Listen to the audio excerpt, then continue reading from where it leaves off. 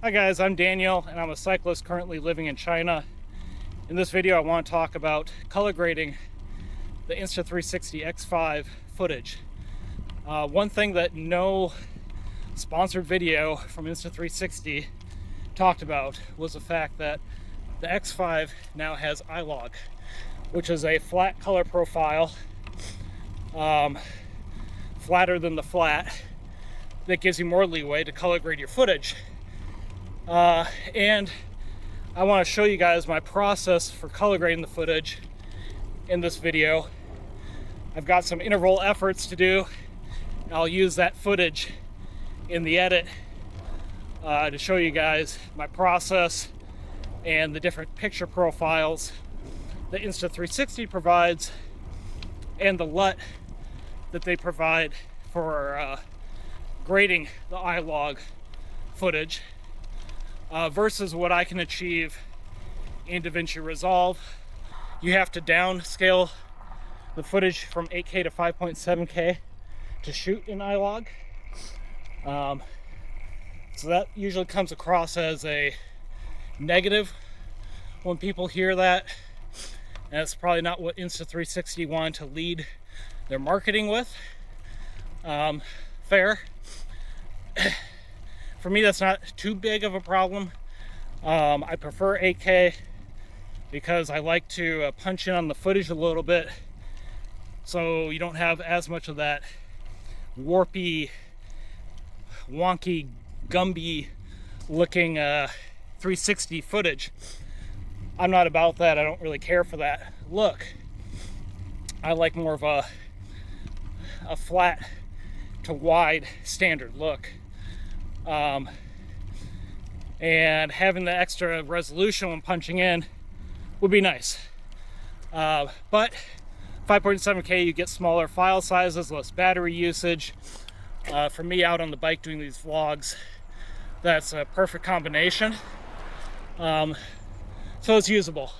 Most of the users out there with this camera are not going to color grade their footage. I mean, let's be honest, most people just use a natural or even vivid color profile and run with that, throw it on social media, and it's good. You know, it's pretty good. And that's great. I usually use a Blackmagic cinema camera, shooting in 12-bit color raw footage. So I color grade my footage all the time. It's a requirement. I've spent hundreds of hours learning how to color grade my footage, trying to dial it in and get the best workflow possible. Mostly watching other YouTube videos and a heck of a lot of trial and error.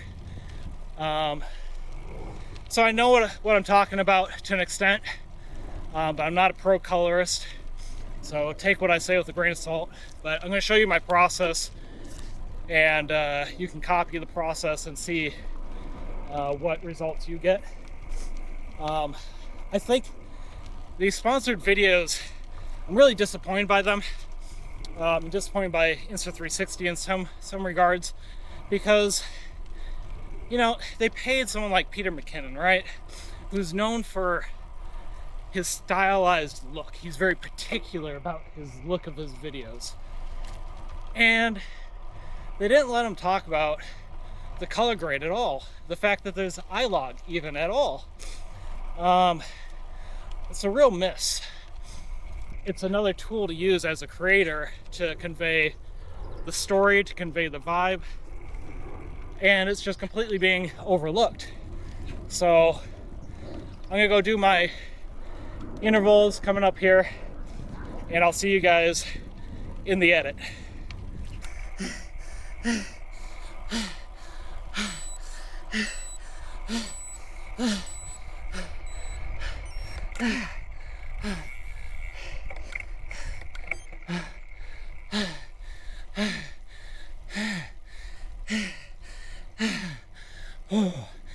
Done and dusted. Okay, we're back from the intervals, and man, those were really grueling. I thought I was gonna die today. But let's jump in to the edit here and show you how I get this color grade. The first thing I want to start with is actually over in the Insta360 Studio for bringing in the footage from the X5 to the studio so you can do your keyframing, and then you're going to have to export that into your editor, which I use DaVinci Resolve. So when you come in and you bring this into the studio, I suggest actually making a project and opening up the footage in there, because if the application crashes, your keyframes will be saved in a project. And I've had some issues where if you upload it in the media tab and try to export just like one clip, sometimes it works and sometimes it doesn't. So I highly recommend actually just doing it all in the project. So right now we're looking at the I-Log footage. It's quite flat. Take a look at that in full screen here, and you can see it's very, very flat. And we can actually view this with their own LUT, and which is in the image tab there. And you can see they add a lot of vibrance in, way too much for my taste. And so I'm not going to use that. But for some people that might be enough. Make sure you have that off though when you go to export, and we want to make sure we're getting the best settings in the export. So best quality, so 4K, everything's 4K unless you're uploading to social media. You can down scale that a little bit. And then I'm using ProRes 422. If you use H.265 or 264, I think you can drop the bitrate down to like 130, because if you look at the metadata in the clip itself, I think the bitrate is actually only 130. At least that's what I was seeing when filming in 5.7K with I-Log. Maybe that's different in the 8K, but you don't really need to bump it all the way up there if you want a smaller size. So like under 3 gigs for this clip, which I think this clip is like 18 minutes long or something like that. And then ProRes 422 is, you don't have to deal with bitrate. It's just going to max that out anyway. That's going to be around 12.5 gigs. So pretty hefty, but storage space isn't really a problem for me. It's just the time in exporting that sometimes can be quite annoying. So, okay, let's go over to DaVinci Resolve. Okay, so first thing over in DaVinci Resolve here, I want to show you what the 3 standard profiles in the X5 color-wise look like. We've got standard, vivid, and flat. So if we go ahead and play through these guys here, you can see what the camera, straight out of camera, looks like. All right, we're now shooting in 8K, no HDR, standard color profile on a gloomy overcast day. So this is how this looks.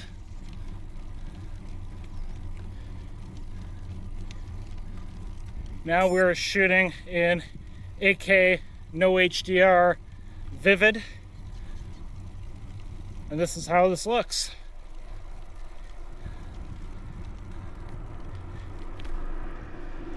And now we're shooting an 8K, no HDR, flat color profile. This is how this looks. And here's a comparison with all 3 side by side for you to take a look at, see if there's one that you prefer over another.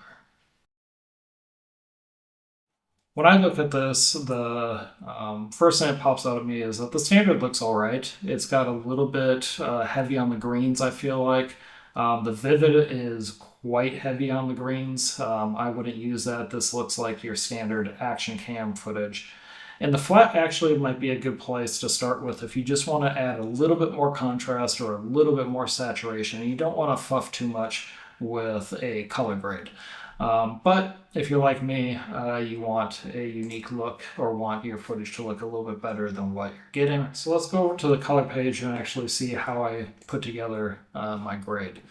So first thing to note is don't get overwhelmed by all of these nodes. DaVinci Resolve uses a node-based system for color grading, and these nodes just help me piece out every little piece of the color grade if I were to build something really unique from scratch. We're not using all these, we're only going to use about 7 of them.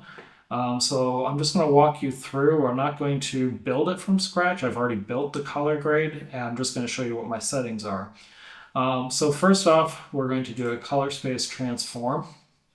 And this color space transform brings us from the X5 Rec 709 into a bigger color space. I like using DaVinci Resolve's color space, which uses DaVinci Wide Gamut and DaVinci Intermediate, because I have a Blackmagic camera and that's what I'm used to working with. And then we're also going to go out into Rec 709 from DaVinci Wide Gamut and Intermediate into 709 and Gamma 2.2, which is better for YouTube and the web. So everything in between these two nodes here is going to be our grade. We're going to start by adding some contrast. So we start getting a little less flat. So I bumped this up from 1 to 1.136. And then I added in a little bit of saturation. Not a whole lot. I went up from 50 to 55 here at the bottom. Start adding a little bit more of a less flat color to it. Then we're going to turn on the curves, and basically this is your standard kind of S-shaped curve. Nothing too dramatic here though, just bumping the shadows down a little, bringing the highlights up a little bit, and you know, we can see what that does to the image. Now we're starting to get out of that flat, and this is actually starting to look pretty decent. If anything, this is starting to look a little bit like Insta360's flat image, with maybe just a bit more saturation to it. All right, and then this is where I'd say the secret sauce comes into play. So DaVinci Resolve has this feature called Film Look Creator, and I believe it's all on the free version. There might be a couple settings in here for the film specific stuff, like grain, that might be a paid version. I have the paid version. So if something isn't free here, you can let me know in the comments, but I think most of it here is free to use. So I chose to use a custom preset. I brought the effects blend down a little bit, and I went with the Rochester core look, and this is the main piece here. So Rochester is kind of their nod to Kodak. This other one here is a nod to Fujifilm, and then you've got a couple of others to play with. But I like the Rochester one. I think it's the best color balance. I just like it. I think I brought the contrast to 1. It's usually at like 1.2. And then I adjusted the white balance a little bit because there was a little bit discrepancy between what I thought the white balance should be and the tint. There was too much pink in the image, so I put a little bit more green back into the image here. I brought up the saturation, the subtractive saturation, which works in a little bit more of a log format. It's not all or nothing, so you can go, you know, kind of black and white look or not. And then just a little bit of richness. You don't want to go too high in the richness because you'll see the yellow line here. If we bring that up, it's going to turn orange. And that's the thing with 8-bit color footage, is we don't have a lot of information or the colors to work with, so we have to be conscious not to overdo things. And then what really sets this apart is going to be this split tone. So if I turn that off, you can see we're quite cool and kind of underwhelming of an image. Turn that back on, and we've got some, you know, decent look going on here, I think. And that's giving you that orange and teal type of a look. You can do other combinations as well, but this is how I kind of set more of an orange teal type look to this image. I didn't do any vignette.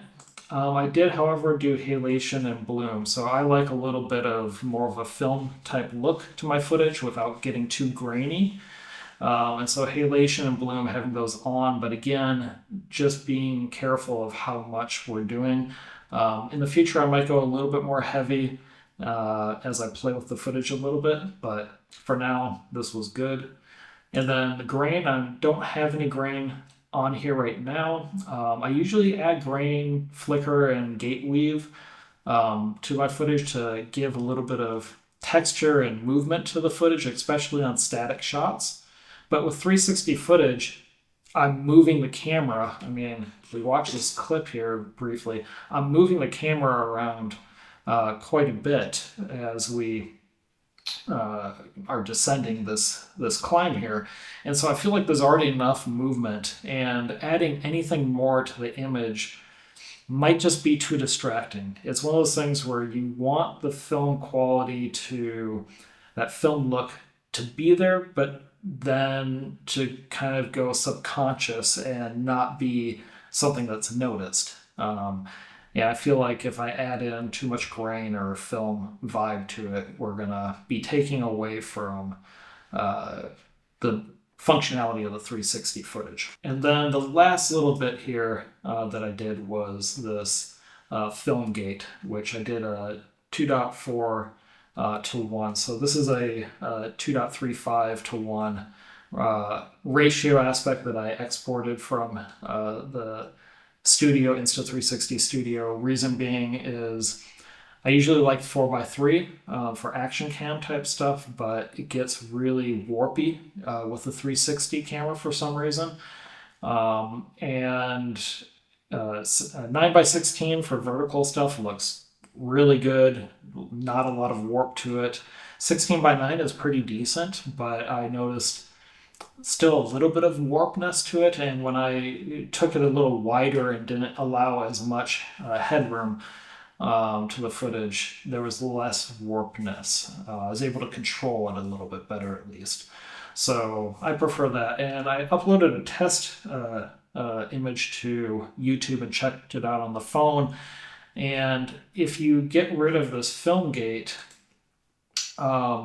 it goes off the corners of the phone anyway. The phone has rounded corners. So I think by leaving those on is perfectly fine. You're not actually losing any footage.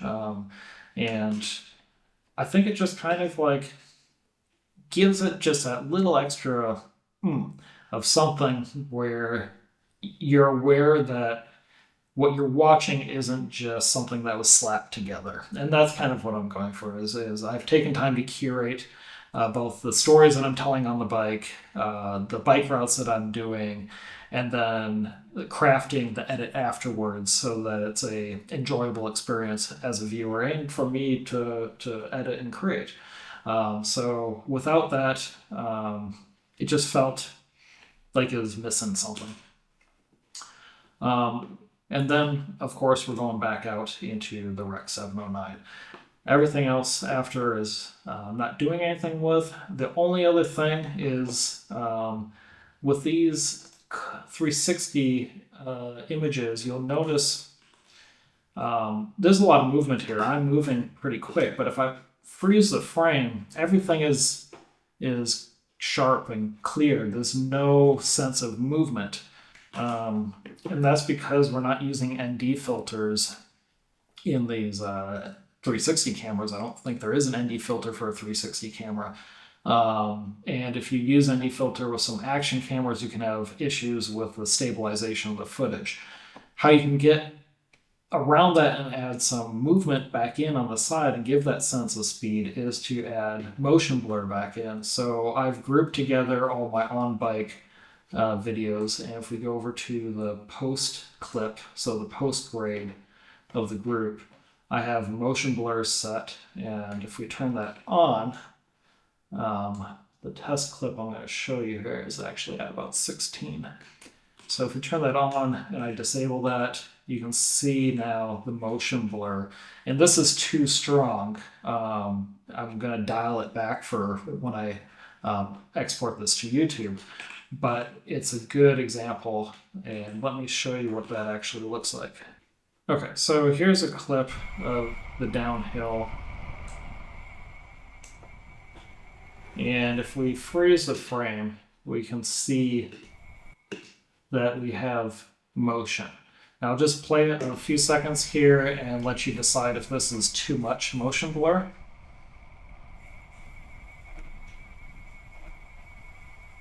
I think it's okay, but the problem is when you start moving the camera around to go from like this front facing view to maybe a side view or looking back at me type of a view, you can get just a little bit too much of that motion blur in between those movements. So like this right here, that felt a little bit too much motion blur to me there.